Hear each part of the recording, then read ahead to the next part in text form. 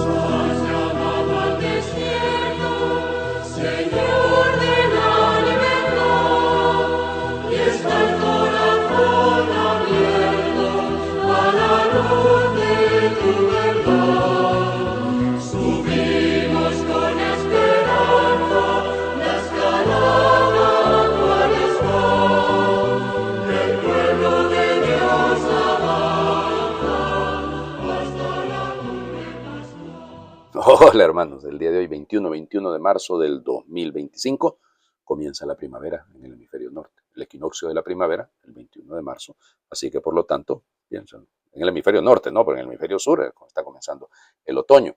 Pero para que lo entendamos, entonces, ¿qué es lo que va a ocurrir? Dentro de la próxima luna llena, la semana que tenga luna llena, va a ser Semana Santa. Exactamente dentro de 4 semanas, dentro de 4 viernes, estaremos ya en el Viernes Santo. Bueno, así que la práctica del Santo Vía Crucis hoy es muy, muy, muy recomendable. Hay que hacerlo, ¿no? Es decir, si se puede hacer en grupo, en comunidad, muchísimo mejor. Pero bueno, vamos adelante. Ok, hablemos de una santa y muy interesante. Fíjense, es un caso único en la historia de la iglesia, único. Se trata de Benedetta Cambiaggio Frassinello, Benita, nacida en 1791, en octubre de 1791, en Campomorone, allí en Italia, evidentemente. Estamos hablando de cerca, es en la provincia de Génova, Campomorone. Bueno, resulta ser ella es la séptima de una familia, pues la última de esos 7 hermanos. Su papá se llamaba Don Giuseppe, Don José, y Doña Francesca, su mamá. Bueno, muy pequeñitos tuvo que moverse con su familia a Pavía, razones políticas, razones políticas para un campesino como lo era Don José, Don Giuseppe, pero es que así pasa, ¿no? A veces los políticos no se dan cuenta del daño que le hacen a los más pequeños, a los más sencillos, pero bueno, y le tocó moverse para allá. Y entonces aquí viene la historia. Miren, ella había hecho realmente, su deseo era permanecer casta, pero por razones de necesidad, porque es la verdad, se tuvo que casar con un Giovanni Battista Frassinello, un Juan Frassinello, ¿no? Que pues estuvieron realmente 2 años sin tener hijos. Ella le transmitió a él y él se dejó conducir realmente por la espiritualidad de ella, porque era una mujer de mucha oración, de mucha fe, y se da cuenta, bueno, ¿y por qué no nos consagramos al Señor? Cada uno por nuestra cuenta, y dejamos esta vida matrimonial, no tenemos hijos y nada. Y entonces él ingresa con los omascos y ella entra con las ursulinas, pero realmente dura poco ahí con ella, porque se da cuenta que esa vida no era con ella, no era una vida tan contemplativa, aunque ella tuvo experiencias místicas muy, muy particulares. De hecho, fíjense que estuvo enferma en un cierto momento y se dice que gracias a la intervención, a la intercesión de San Jerónimo Emiliani, pues entonces se sanó ella. Bueno, ya les digo, es una experiencia muy particular. Bueno, entonces el esposo, Giovanni, Juan, se va con los omascos como hermano lego, ¿no? Y ella, como les digo, realmente entra con las, primero creo que estuvo con las benedictinas o las capuchinas, y después se pasó a las ursulinas, pero bueno, igual ahí con las ursulinas se enfermó y bueno, de ahí vendrá. Se da cuenta de una necesidad que hay muy concreta ahí en Pavía, que es el tema de la educación de las jóvenes. Y entonces decide fundar una escuela para jóvenes, para muchachas con necesidad. Y Monseñor Tossi, que era el obispo, le apoyó. Y gracias a Dios, esa zona en ese momento está siendo controlada por el imperio austrohúngaro y también le ayudaron a ella, le dieron ahí todas las facilidades para que ella llevara adelante la obra. Pero fíjense que tuvo muchos obstáculos. Entonces el obispo toma una decisión. Le dice, mira, para que te protejan, porque hay mucha crítica, hay mucha situación contraria, que venga tu marido. Y entonces sacan al marido del convento, digamos, de los omascos, él de buena gana lo hace, parece ser que su fama en el convento era de una persona muy digna, muy buena, pero entonces hacen voto delante de Monseñor Tossi de permanecer castos, castidad eterna, pero él le va a ayudar a ella en la obra y va a fundar más adelante junto con un grupo de las jóvenes que se fueron asociando, que fueron ayudando, funda la Congregación de Hermanas Benedictinas de la Providencia. Y entonces, bueno, igual ahí vendrán algunas dificultades, ¿no? Porque también, volvemos, es la época en la que se empiezan a vivir en Italia grandes dificultades en torno al problema político, porque ya estamos en la época de la búsqueda de la unificación de Italia, y entonces ella se tiene que mover hacia un lugar que se llama Roncoscrivia, ahí en Liguria, y ahí funda la primera casa de la Providencia. Bueno, y como les digo, se va estructurando, gracias a Dios, la congregación, ayudada, apoyada por el esposo, como les digo. Va a morir ella un 21 de marzo de 1858. Aquí viene el detalle, ¿no?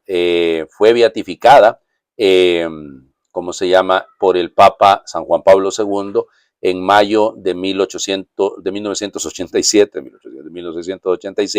y fue canonizada, de hecho, por el mismo San Juan Pablo II en el 2002, en mayo del 2002. Cuando yo estaba estudiando allá en Roma, pues esa fue una de las últimas beatificaciones, canonizaciones en las que participé, y me acuerdo precisamente de esta figura, aunque realmente la miré, pero no leí en los libritos que le dan a uno ahí en las canonizaciones, pero no le presté tanta atención a ella, porque había otros que fueron también canonizados con ella.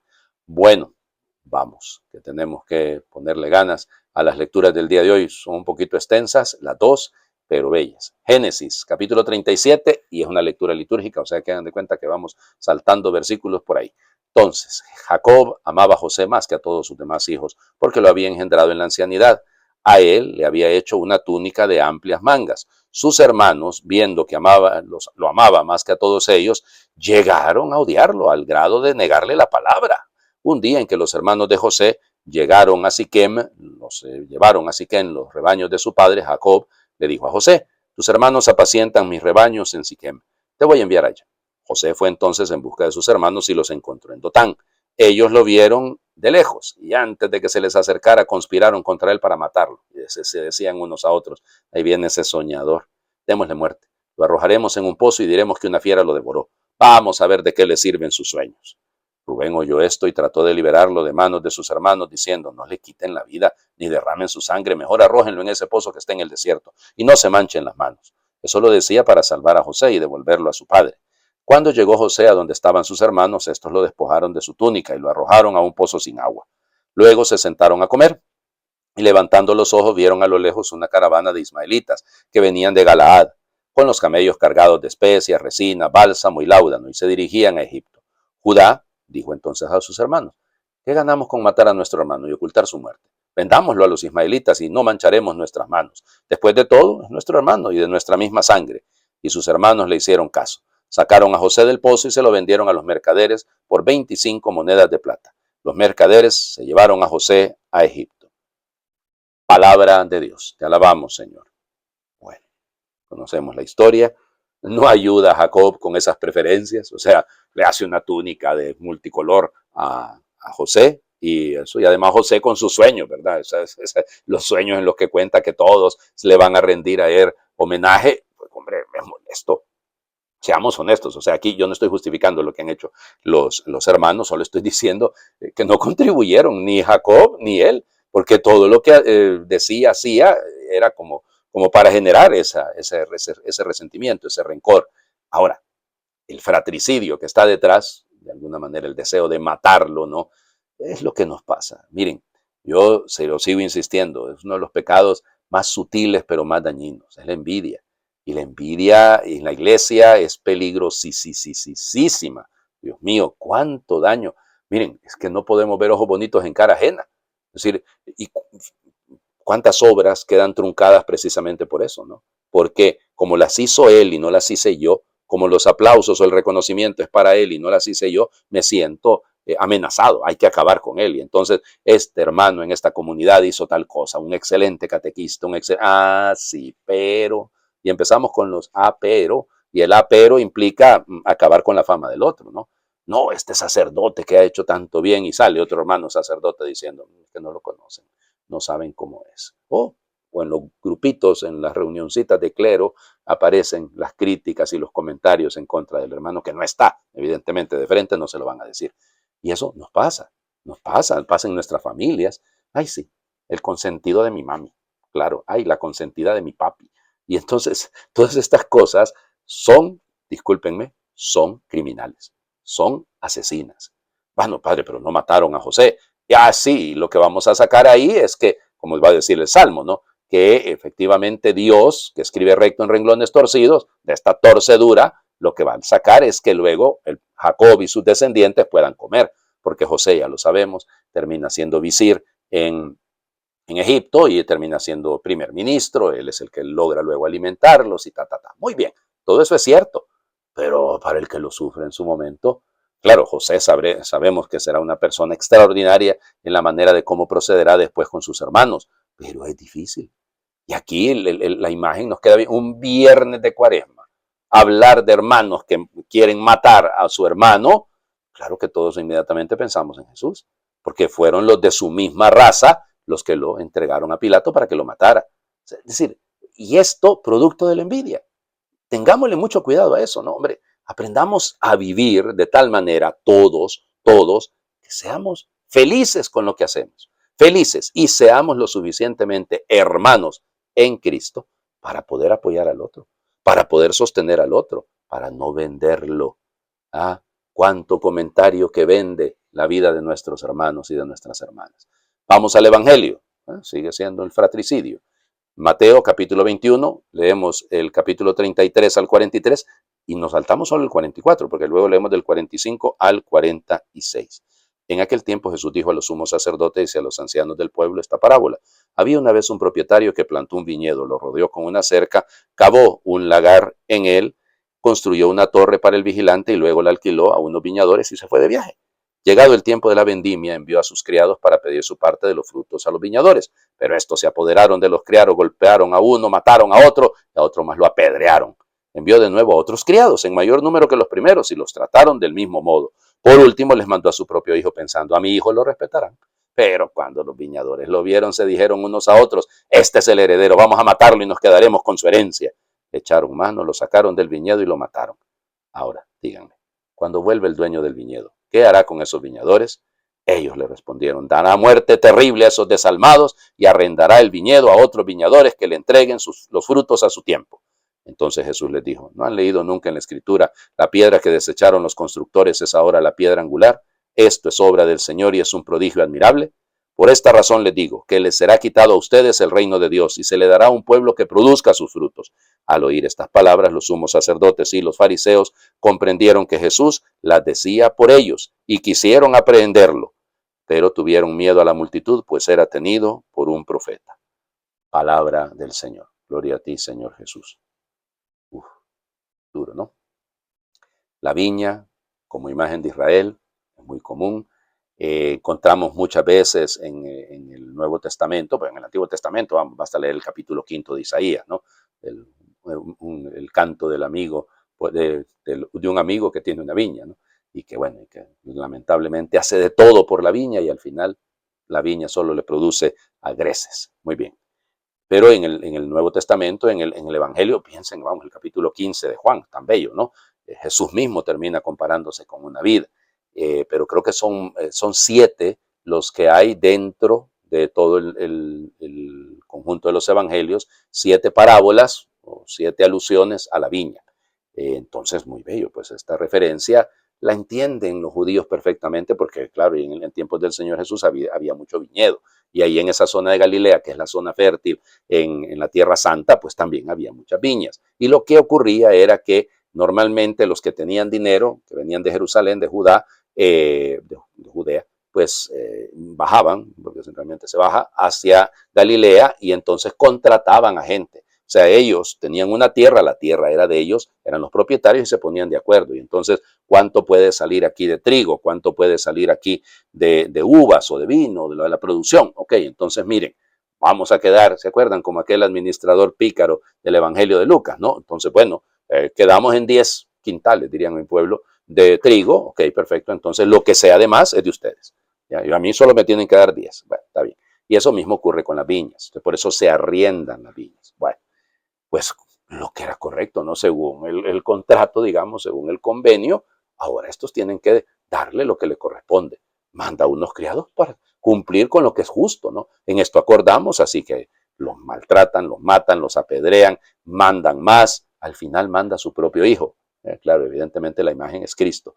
Y entonces, pero fíjense el detalle, ¿no? No es que quieren ser hijos, lo que quieren es quedarse con lo que no es suyo. Y ese es el gran problema. O sea, esa envidia le lleva a querer tener, de una manera evidentemente violenta, de una manera sin justicia, quedarse con lo que no les pertenece. Y ahí está el problema. Claro, la reacción frente a la pregunta de Jesús, ¿qué es lo que hará este señor? Es correcta, ¿no? Le dará muerte a estos desgraciados, y ya van a ver, y le arrendará la tierra. Sí, pero esa es la reacción venganza. Esa es la reacción, me la desquito. No, Dios no hace eso. Lo que nos dice, no.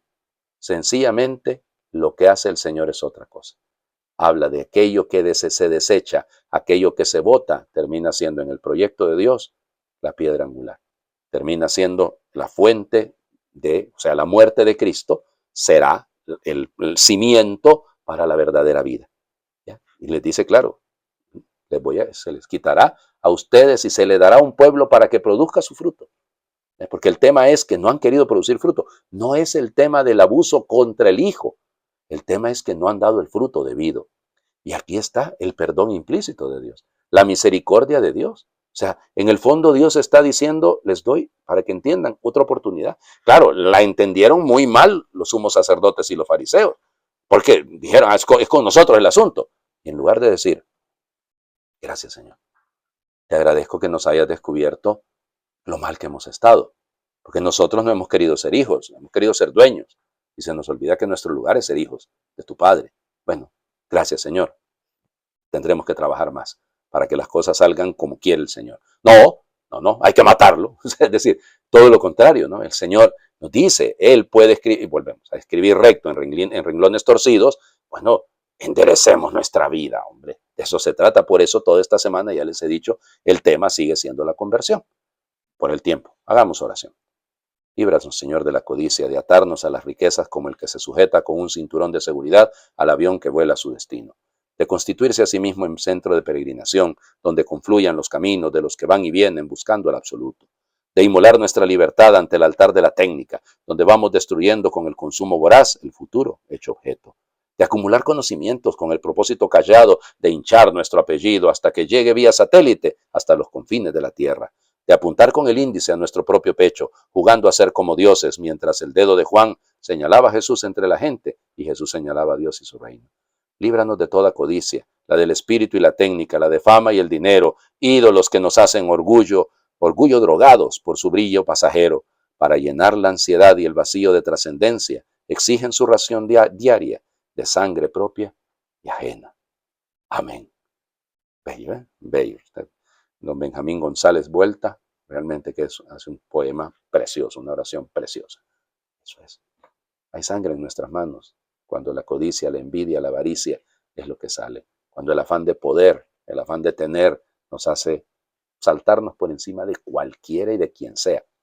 Y ahí el problema, ¿no? Por eso dicen, ¿no?, que sobre todo en el mundo de la política, eso existe. Las trampas, las triquiñuelas, los asesinatos, todo, ¿no? Las zancadillas, las puñaladas, todo eso. Y al final, lo peor de caso es que hay algunos que dicen que en política nunca hay enemigos eternos. Ay, Señor, cuánto tenemos que cambiar. El Señor esté con ustedes y les bendiga a Dios por intercesión de la Santa Benedetta Cambiaggio Frassinello, el que es Padre, Hijo y Espíritu Santo, y su bendición descienda, les acompañe siempre. Muy feliz viernes para todos.